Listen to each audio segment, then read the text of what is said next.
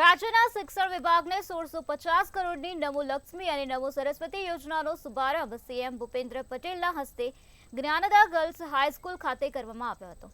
શિક્ષણ ક્ષેત્રે વિવિધ નવી યોજનાઓ શરૂ કરવાની જાહેરાત ગુજરાત બજેટ 2024થી 2025માં કરવામાં આવી હતી। ત્યારે રાજ્યમાં ધોરણ 9થી ધોરણ 12નો અભ્યાસ પૂર્ણ કરવા કન્યાઓ માટે નમો લક્ષ્મી યોજના શરૂ કરવામાં આવે છે।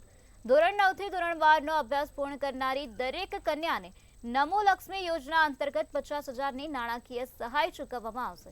આ યોજનાનો લાભ રાજ્યની સરકારી અનુદાનિત તેમજ ખાનગી શાળાઓમાં ધોરણ 9થી 12માં અભ્યાસ કરતી અંદાજિત 10 લાખ કન્યાઓને આપવામાં આવશે।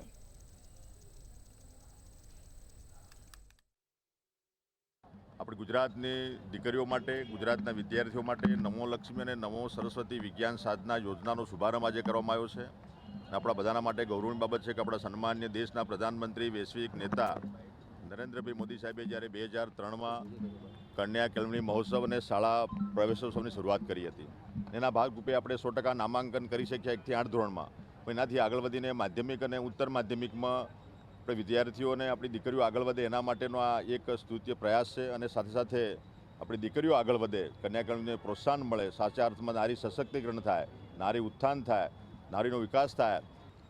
નમો લક્ષ્મી અને નમો સરસ્વતી વિજ્ઞાન સાધના યોજનાનો આજે રાજ્યવ્યાપી શુભારંભ વડાપ્રધાન શ્રી જે કહેવું તે કરવુંની ગેરંટીને ચરિતાર્થ કરતો આજનો આ પ્રસંગ છે। વિદ્યાર્થીઓ વિજ્ઞાન અને ટેકનોલોજી તરફ ઝોક વધે એ માટે નમો સરસ્વતી વિજ્ઞાન સાધના યોજના શરૂ થઈ રહી છે। આવતીકાલની નવા યુગની ટેકનોલોજી સાથે તાલ મેળવવામાં આ યોજના વિદ્યાર્થીઓ મિત્રોને નવીનતમ કૌશલ્યથી સજ્જ તો કરશે જ, સાથે સાથે આર્થિક સહાય પણ કરશે।